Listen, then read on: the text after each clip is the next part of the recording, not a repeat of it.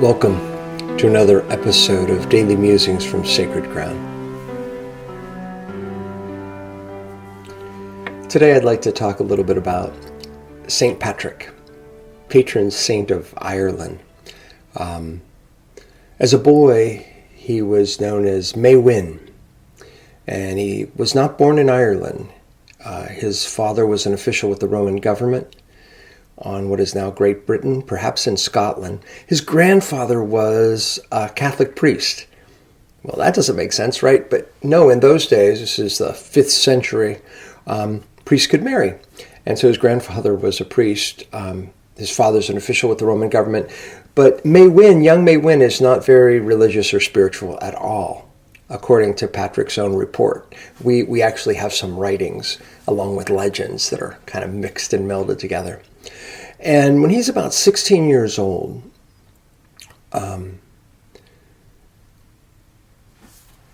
cowhide boats come over across the Irish Sea from Hibernia, what we now call Ireland, and they land near where Patrick is and capture him and many others, take them back to Ireland as slaves. Now, these men were under the chieftain Niall. There's many chieftains in Ireland at that time, and Niall sells May Win, Patrick, the slave, to another chieftain named Miliuk. And so this teenage boy is now forced to live outside, mostly among the sheep, caring for them. And he sees what has happened to him as the just punishment by God for the way he's behaved. And so he's saying 100 prayers by day, nearly as many by night. And then after about 6 years, he hears this voice, the voice of the angel Victor, saying, "Thy ship is ready for thee." What's this mean? Thy ship is ready for thee. He's nowhere near the coast. He travels over 100 miles, makes it to the seacoast. There's a ship, and it's a ship with Irish wolfhounds, beautiful, big, beautiful dogs that are on their way from Hibernia, from Ireland, going over to England. And so he asks if he can board the ship, and the captain looks at him. He could see this guy's a slave. Says, no way. Finally, somebody else lets him on the ship. He gets on the ship. They run into rough seas, and they're thrown off course, and they land somewhere, maybe somewhere in France, and they don't really know, and it's very desolate. The men from the ship are hungry. The dogs are actually, some of them are starving. Some end up starving to death. These guys are searching, hunting for some kind of food. They can find nothing. Finally, the captain, he turns to this young man now and says, you say your God's powerful. Why don't you pray for us?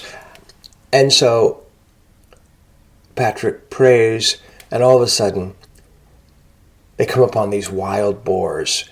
And the men from the ship are able to hunt and kill some of them. They have food.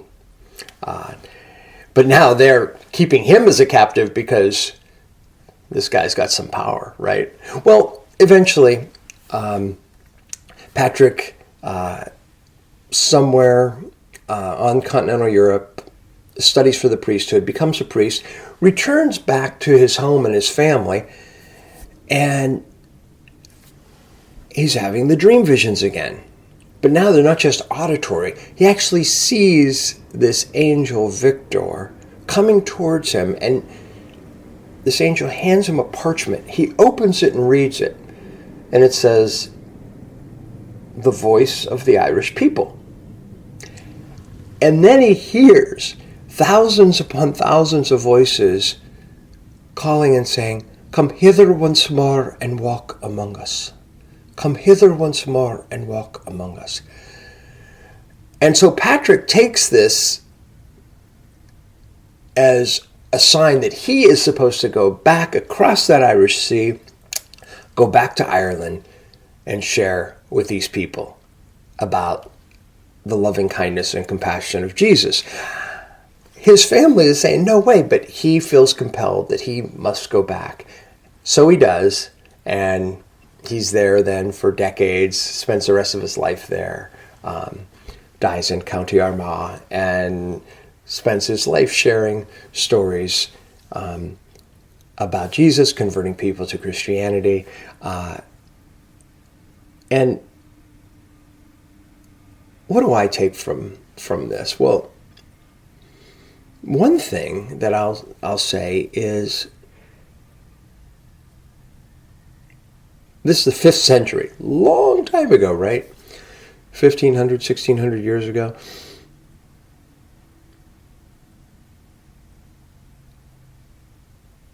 How many of us are open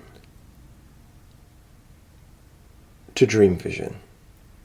How many of us are open to voices telling us to go in new directions? We tend to pathologize that now, right? We have that all through the Judeo-Christian Bible. Joseph with his multicolored coat, he has all these dreams. Joseph, the husband of Mary, has the dreams. Jacob and the ladder. There's dreams, and where can they bring us to?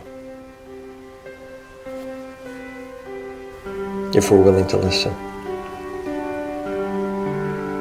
Some stories and legends of St. Patrick.